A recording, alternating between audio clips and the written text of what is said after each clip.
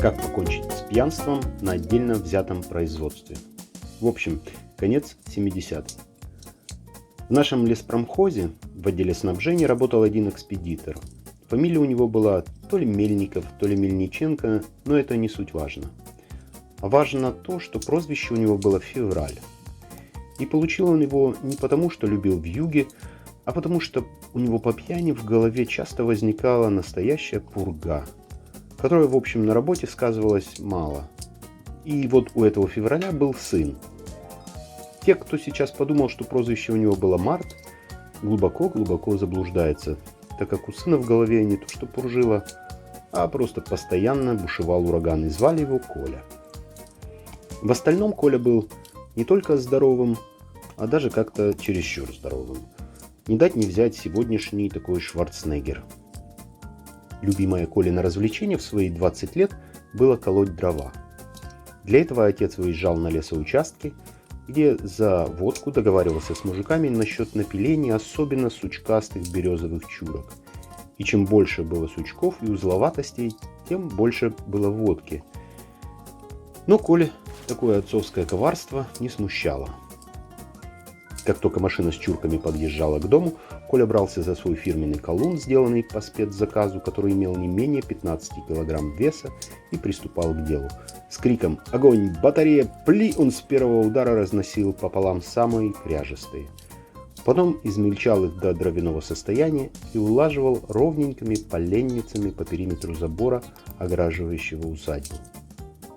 Когда периметр протяженностью метров 120 был окружен 3 рядами в человеческий рост, отец понял, что Коле надо искать другое занятие. Ничего лучшего, как устроить его на работу, Февраль во время очередной пурги не придумал. Поговорив с руководством и предъявив им справку, что Коля в общем-то не буйный, он этот вопрос утряс, определив его в механические мастерские автогаража. Несмотря на то, что Коля вид имел довольно грозный, его маленькие, но довольно наглые глаза из-под нависших надбровных дуг вкупе с отвисающей нижней губой и постоянно стекающей с нее длинной слюной симпатии не добавляли, мужики в нем не чаяли души. Работал Коля как вол. На вытянутых руках таскал на подзарядку 170-амперные аккумуляторы. Мазовские баллоны он не катал, как остальные, а взваливал себе на спину и таким образом транспортировал их на вулканизацию. За день стирал на нет 2 березовые метлы, тщательно выметая автомобильные боксы и прилегающую территорию. Да и вообще выполнял всю ту работу, которая ему была по квалификации. Этот рай длился 10 дней, пока не настал день получки. В этот день члены коллектива в количестве 101% затарились водкой. Такая традиция была.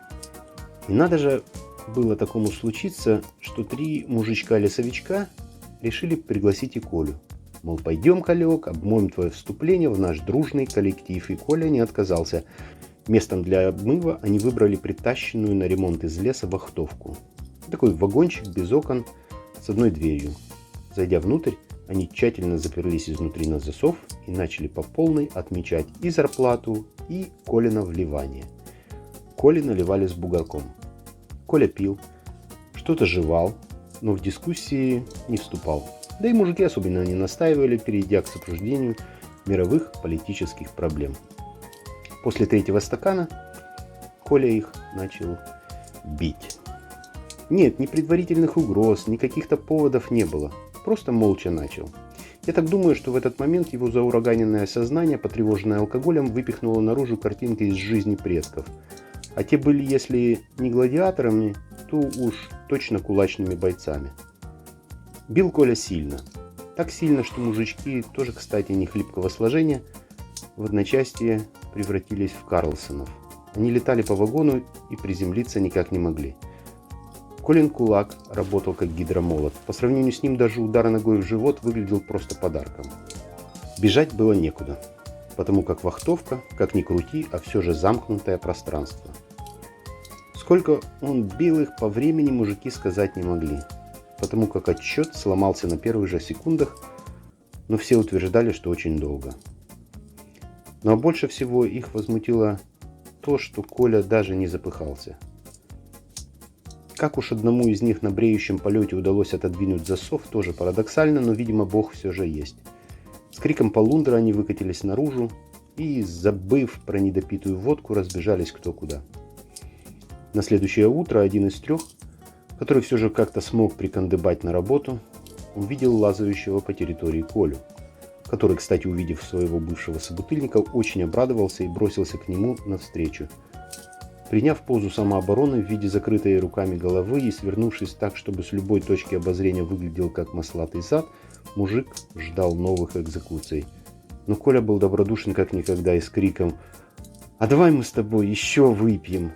Он тормошил коллегу, теряющего от страха сознание. Понял, что бить его сразу не будут. Мужик, вытаращив заплывший бланшем глаз, старался объяснить Коле, что он не пьет. Ну, в смысле, он вообще не пьет, так как алкоголь очень вреден для здоровья. При этом он потирал болевшие ребра и шепелявил распухшими губами. А Коля хотел выпить. Видимо, что-то в сознании оставило положительный след, а вот помнил ли он или нет о вчерашнем погроме, история умалчивает. Как бы там ни было, но скоро весь гараж знал о черном дне зарплаты. Если мужики до этого пили, как говорится, в полный рост, то тут они стали бутылки прятать с глаз долой. И правильно, потому что Коля искал. Забыв про работу, он бродил по гаражу, предлагая каждому выпить. Видимо, надеясь, что ему сразу нальют. И гараж перешел на осадное положение. Нет, некоторые, конечно, пили, но как-то законспирировано. Я сам был свидетелем, как приехавший в гараж главный инженер, увидев, что на второй день после получки весь коллектив практически трезв, чуть не потерял от страха сознание и еще долго оглядывался по сторонам в поисках паранормальных явлений. Но самое главное было впереди. Ведь Коля шакалить не прекращал, и один раз удача ему чуть не улыбнулась, когда в одном из боксов он надыбал немного пьяного слесаря. Что уж там было, я не видел, но слесарь утверждал, что Коля, требуя водки, его чуть не задушил и помог только валяющийся на полу кардан, снятый с Зила. Трезвый образ жизни в гараже стал нормой. По крайней мере, на те 5 дней, которые Коля еще работал.